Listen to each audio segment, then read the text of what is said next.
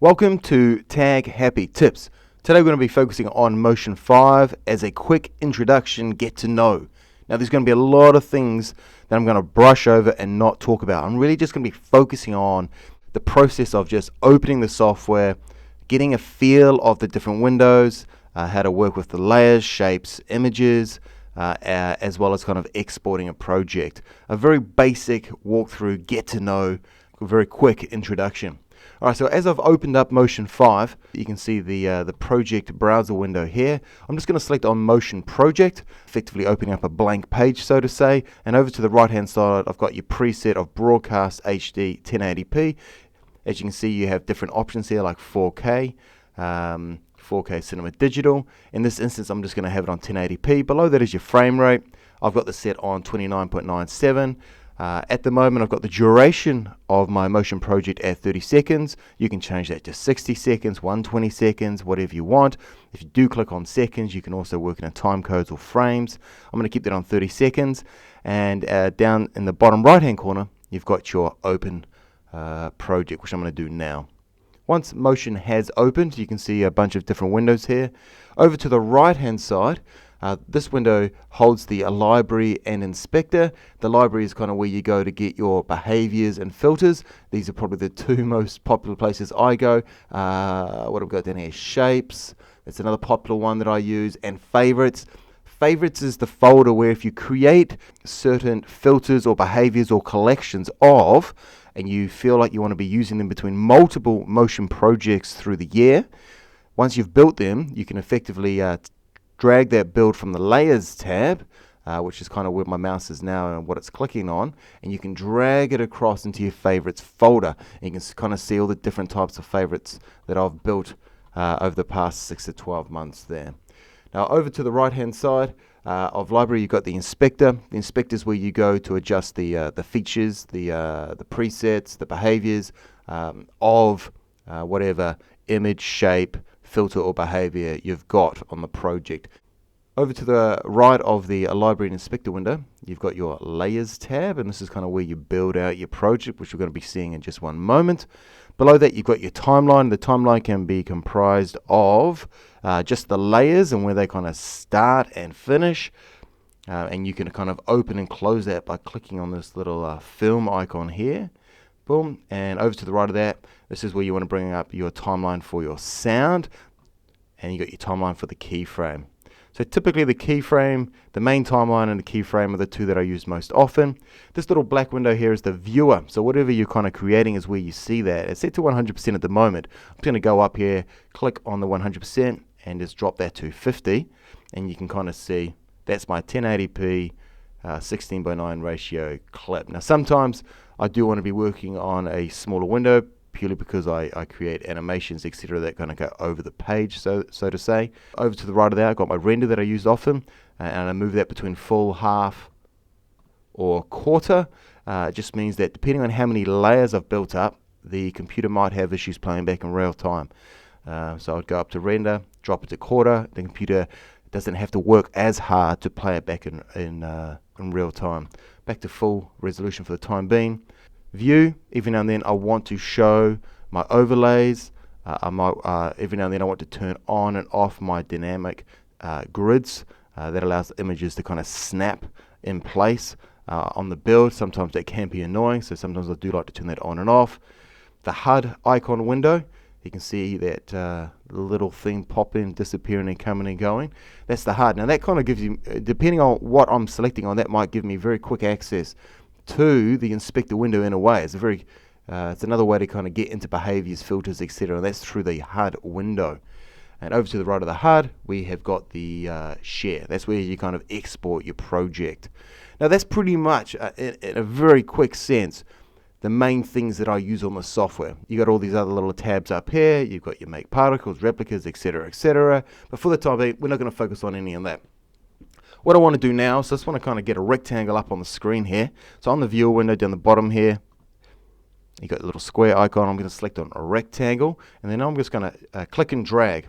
Now if I shift click and drag, it's going to keep it a square. If I remove my finger off the shift, I can do whatever I want. So I'm just going to place that down there. I always want to make sure that I'm selecting on the layer that I want to work on. and we can see rectangle is selected, and we got the little HUD window still popped up here, and then we've got the fill ticked, and it's set to yellow. If I click on yellow, I can then change that to whatever color I want. There we go.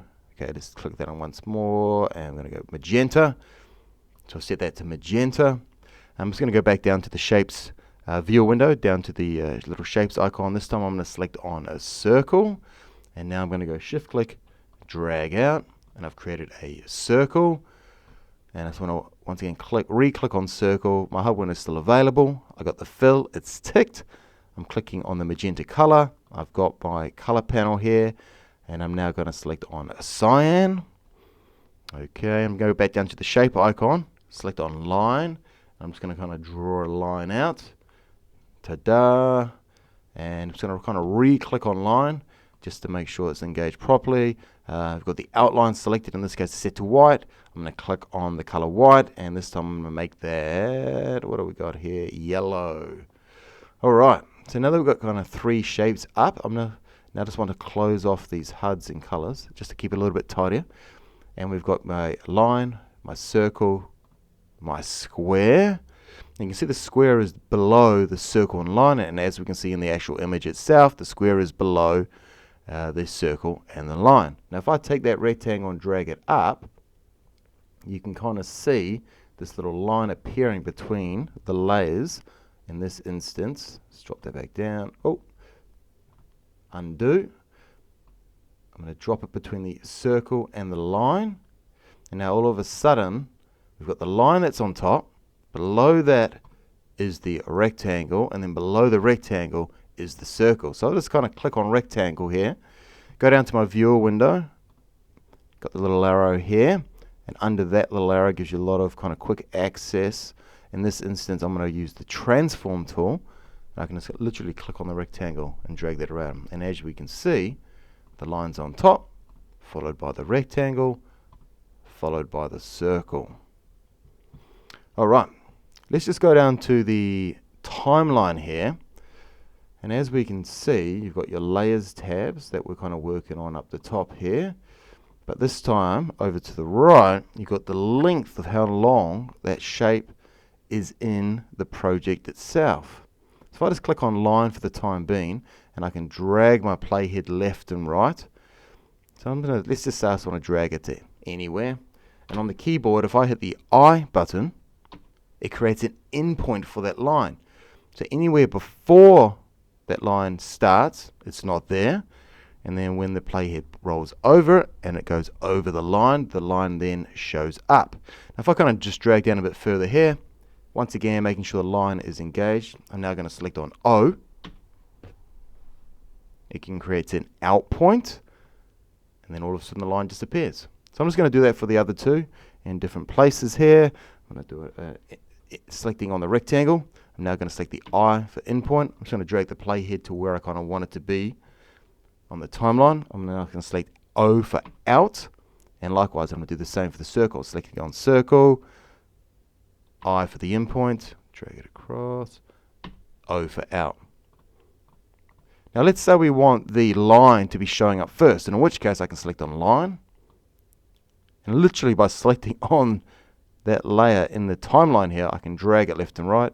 The rectangle, I want it someone to be in the middle, and the circle, kind of want that to be towards the end. Now as I drag it across, I've got the line, followed by the square, followed by the circle. And as you can see, as we drag it across, the line disappears on the timeline, so it disappears in the viewer. Likewise, the rectangle disappears in the timeline, so it disappears in the viewer, and then we've got the circle kind of there at the end. And remember, you've got the circle at the bottom, followed by the rectangle in the middle, and then the line on the top. Let's go back up to the layers tabs here. So each one of these shapes you can kind of set certain parameters to, and all of these shapes exist within inside of a layer, and this layer is by default called group. And the parameters that you can put to each shape, pretty much in most cases you can apply those parameters to the group. So as an example here, if I just click on circle, now I just want to move the circle in my viewer here. So I'm just going to go down and just make sure my transform tool is selected, which it is. Click on my circle, bring it out. Now the cool thing with motion is if you kind of just click on an object, motion will kind of automatically select that for you. Most cases that works well, and in some cases it doesn't, in which case you want to go back to the layers tab here. So I'm just going to drag that one there and just across like that. Alright, so with the line selected, I'm just going to bring up the HUD window in the top right hand corner, and we've got a few things that we can do with the line: the opacity, the width, the colors, the roundness, etc. But another way, not all features are going to be showing up in the HUD. So if we move across to the Library Inspector window and clicking on Inspector and clicking on, for example, Shape, it will give us some more functions or that we can kind of do to the shape itself. You've also got the properties. The properties is kind of like the overall layer per se, and in which case we can kind of, as you can see, change the position on the canvas, change the rotation, and change the scale over time. Now over to the right of these functions here, it's just focusing on scale for the time being. You got like a little diamond. I'm just going to move my playhead back to the beginning of the timeline. Now I just want to click on this diamond, and as you can see down here on the timeline, it's added a little red diamond. Now that's a keyframe. That's saying I want the software to record the value of scale, in this case 102%, at that point in time. And if I drag the playhead across to the end and click on the diamond once more, as you can see, it's now created a second diamond, the first joining to the second. And I've just told motion to record whatever the scale is at that point in time, once again being 102%. While the playhead is over that keyframe, if I wanted to, I can then increase the scale, and we can see the scale is moving from one value up to another value. And it's going from, if we take the playhead back to the beginning, 102% up to 196%. Now once we do have keyframes in place, to the left of that little diamond there, you've got these arrows, and they kind of help jump you between whatever keyframes you've created. Now I use that quite often myself to kind of just help move myself through the project. Okay, now let's look at importing an image into the project. So in this case, I'm going to go up into the import button, top left hand corner.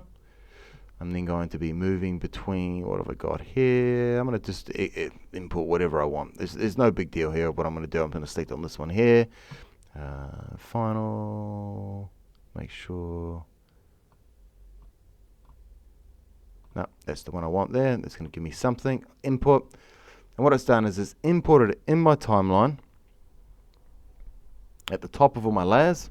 There. Now this is just a travel log that I've done and filmed.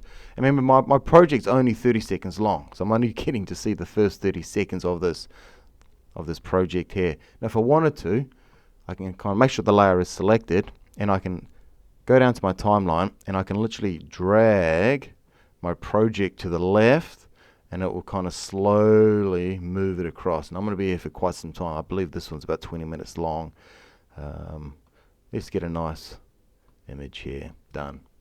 Alright, now because this video project is on top of all the layers, it's now hiding all these layers. So ultimately I want to drag that to the bottom. Ta-da! And now the video project's on the bottom, and if we place the playhead in the middle where it covers all the different layers, we can then see all the different layers. I just want to turn off this keyframing icon here. We don't need to be looking at that for the time being. And once again, in this instance, the film, once selected and the HUD's open, you have some very quick adjustments here in the HUD window. Otherwise, you can go up to the inspector, over to properties, and it'll kind of give you some more things here. What do we got here? Scale, for example. You got this little down arrow, click on that. Reset. I do that often as well. And I just want to put a small rotation on that just through some keyframes. I'm going to take the playhead back to where I want to start the keyframe, in this instance at the beginning. I'm going to make sure that my film is selected in the Layers tab. I'm going to go across to Rotation, and I'm just going to click on the keyframe. As you can see, it's created a keyframe down here underneath the blue layer of that film. I'm just going to drag that across, and I'm going to take it right to the end, and I want to create another keyframe. And while I've got my playhead on that second keyframe, I'm now just going to kind of click and drag, and I'm just going to change that layer to there. Now if I kind of take the playhead back to the beginning and then slowly scroll through, you can kind of see the layer rotating around. Now before we kind of move on to the export, let's just quickly jump into the keyframe editor here. If you kind of, as you can see, I'm just slowly moving my mouse up and down here. And when it kind of moves like that, you can kind of click and expand the window. This is because I want more space on the keyframe editor. And I've got that layer selected. And if I just quickly move through these layers, you can see that in the keyframe window here, if I select on line, only the line keyframes pop up. If I select on the film strip, only the film strip keyframes pop up. And if we look on the film strip, we have got the rotations X, Y, and Z. And as I click through them, you can see this one here. And the fact that it's on an angle implies that there's a changed value. If I click on that, though, it also highlights. I clicked on rotation, got the drop arrow there. You can go down to interpolation, and I can kind of set that to another interpolation, so the rotation isn't constant. It's now changing to this parameter. Right, go down here, right click, interpolation. Does give you more options. Exponential, I do use exponential often. Let's turn these off. I can untick the ones. Oh, so they were like this. I'm gonna just untick the ones I don't want. Highlight, and the other one I use quite often is logarithmic, which is, you can kind of see it kind of goes over the screen here. Let's drag that up a bit higher, you know, from 0 up to whatever angle I had moved it to. Cool, so I'm going to drag that back down. If you move that through the timeline now, it's going to rotate quickly at the beginning and then slow down towards the end there. And I'm going to click on that, right click, interpolation, and just go back to continuous. Oh, linear is what I want. Back to linear. So it's just a constant change throughout. I'm just going to close that keyframe window there, back to my normal timeline, and just close my group.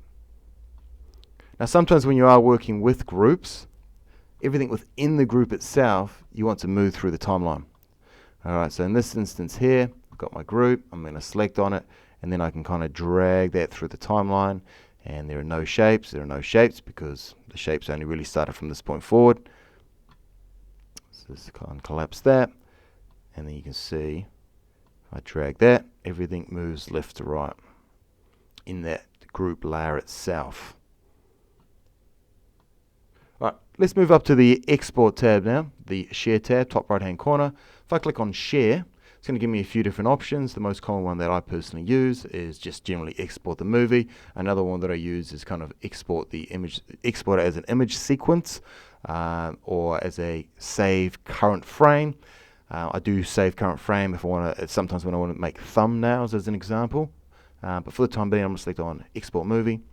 It's going to bring up the Export Movie window with Info, Settings, and Render. I typically jump straight into Settings, and I just want to, do I want to do video and audio, or just video, or just audio as an example. In this instance, I'm just going to do video. You select the format that you want to export it in. You can go down the color. If you want to do color alpha or color plus alpha. Alpha is an invisible or transparent layer. If you didn't know that, you can select the duration of the project or any set play ranges, and then you've got the render, which it kind of tells you, what do you want to do, the best type of render. Oh, there we go. Do you want to do frame blending, motion blur, etc.? With the type of work I do, I typically just untick all of these. And then you go next. It's going to ask you where you'd like to save that. Let's just put that into introduction tutorial here. And I'm just going to do, just label it test. Something that I use often to know that I can just possibly just delete in the near future and save. Now when it is exporting, you got this little circle going around here. If you click on that, that was very fast. That will effectively give you a timeline of how long it kind of takes to export. It's now just automatically popped open in QuickTime. If I hit play here, boom, there is my line, which is slowly growing. You can see the background slowly rotating. My square pops up, and my circle pops up. Well, in one moment it will anyway. There we go. Alright, so that's a very quick kind of introduction to Motion, just really focusing on the kind of the key things that I use on a day-to-day basis when I open Motion. Yes, there are a lot of other feature sets in Motion, but I feel first and foremost you kind of want to get familiar with what I've just kind of done as a micro workflow. And here's a quick clip of a retro music video I made a few years ago in Motion with all the different effects, etc. So really this is how far, you could take Motion in one angle if you really wanted to. If you have any questions, put them down below. I do have some other videos that are up there, which is Motion's powerful scribble effect tools. Best on the market, I'm going to say. Put those videos up there with the workflows on how to then take those scribble effects and put them into DaVinci Resolve and Final Cut Pro. Stick around. If you like what you see, give me a thumbs up. Maybe subscribe. I'll see you next time. Bye-bye.